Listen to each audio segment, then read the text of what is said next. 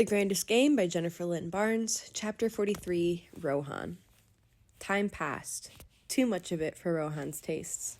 You couldn't rush a riddle, but he saw no utility in remaining static.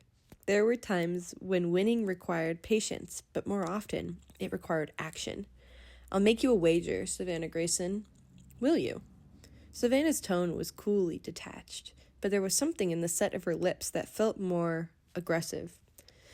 "How many more puzzles do you think we have to solve before dawn?" Rohan was, among other things, an excellent fencer, but since the sword in his hand was made for fighting of an altogether different type, he fell back on verbal pairing. "How long have we been staring at this riddle and getting exactly nowhere?" No response.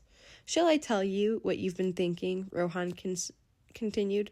"Black and white could mean either that the answer is clear and ambiguous, or that it is literally black and white. A zebra, a newspaper, a checkerboard, playing cards," Savannah countered, "and clubs and spades."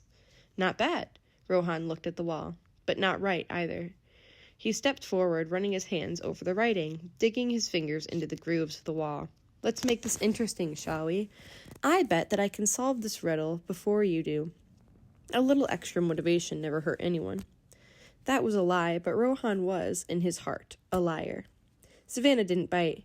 "Either you've already solved it, and this is your poorly engineered attempt to press your advantage, or you can't solve it, and you're hoping in vain that this will shake something loose." "I don't have the answer," Rohan parried once more. "I simply recognize the strategic value in changing up the game." "You're lying." Savannah turned her back on him. "If I win," Rohan pressed, "you have to tell me why you want to become the victor of the Grandest Game so very badly." He purposefully didn't use the word need.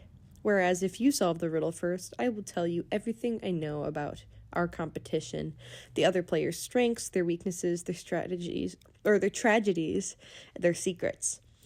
Rohan wasn't in the habit of giving other people entry to the labyrinth, but in this case he was willing to risk a very limited exception. "You're bluffing," Savannah said flatly, but her pupils gave her away, that and the slightest curl of her fingers toward her palms. "The players in this year's Grandest Game were never publicly announced. How could you possibly know anyone's secrets?" Rohan gave a deadly little shrug. "Maybe I made a deal with the devil." "I doubt you have anything he wants." "Everyone wants something from me." Rohan found the truth useful, at times. "I know their secrets, Savvy, because knowing such things is my job." "And what job is that?" Savannah countered. She'd whetted his curiosity. He'd just returned the favor. Her eyes, looking more ice blue than gray at the moment, narrowed. "Fine, I'll accept your wager, British, but I don't want the secrets you've gathered about other people. I want yours. When I solve this riddle first. You have to tell me what your job is. No half answers, no prevaricating, no lies. The Devil's Mercy was a secret establishment for a reason." "Scared?" Savannah said.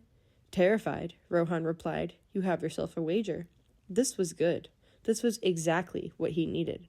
If there was one thing that Rohan knew about himself, it was that when losing wasn't an option, he always found a way to win. Chapter 43 completed.